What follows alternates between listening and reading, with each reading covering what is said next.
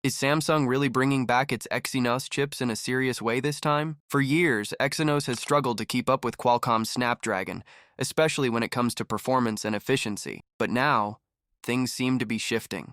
The EXYNOS 2600 might be powering some versions of the upcoming Galaxy S26 series, and this time, it might actually compete with Snapdragon.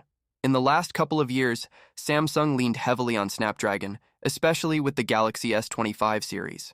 That decision wasn't just about performance, it had a lot to do with Samsung's chip-making factory. The EXYNOS 2500 was supposed to return with the S25, but it was removed from the plans because Samsung Foundry couldn't manufacture enough chips that worked properly. When you're making chips, it's not just about designing them. You also need a good yield rate, which means getting a high number of working chips from each production batch. Samsung's yields were too low to rely on EXYNOS for a flagship device. Now, things are starting to look better. Reports suggest that Samsung's new 2nm process is finally showing improvement. Yield rates have reached around 40 to 50%, which is a step up. While that's still below the ideal number, it's getting close. In chip manufacturing, a yield rate of 60% or more is considered good enough for large-scale production. Samsung is aiming to get there by November 2025. If they manage to do that, the EXYNOS 2600 could start showing up in Galaxy S26 models. Samsung has done this kind of strategy before. They often sell the same Galaxy phone with different chips, depending on the region. In Europe, users might get the EXYNOS version, while in the US, the phone could come with a Snapdragon chip. The Galaxy S22 series followed this pattern, and Samsung might do the same thing with the S26. It's a smart way to test the waters without risking everything on one chip. On the other hand, Qualcomm isn't standing still. Their latest chip, the Snapdragon 8 Elite, is being built using TSMC's 2nm process, and TSMC has already hit that 60% yield rate. That means Qualcomm is ahead in terms of production stability. Many upcoming flagship Android phones are already lined up to use this chip, giving it a clear advantage in the short term.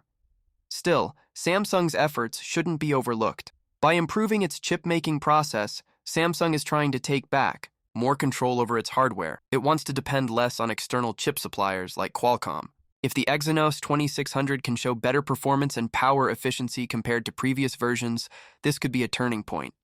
That said, nothing is final yet. A lot depends on whether Samsung can continue improving its production and reach that target yield. If they do, we might see EXYNOS making a more serious comeback, not just as a regional option, but maybe even on a wider scale. Of course, there's still the matter of user trust.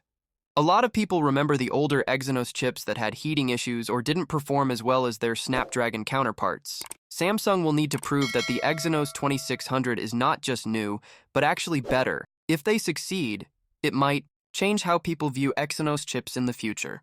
So, what would you choose? Would you be okay with a Galaxy S26 running on EXYNOS if it matches or beats Snapdragon in real-world use? Or would you still prefer to stick with Snapdragon no matter what? Let us know in the comments.